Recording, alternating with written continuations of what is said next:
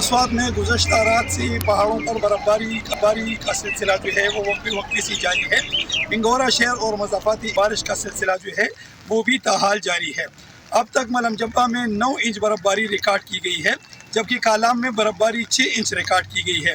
इसके अलावा जितनी भी बालाई इलाके हैं, कुशू, मटिलतान, कालाम, वहाँ पर जो है बर्फबारी का सिलसिला रात से शुरू है जो ताहाल जारी है।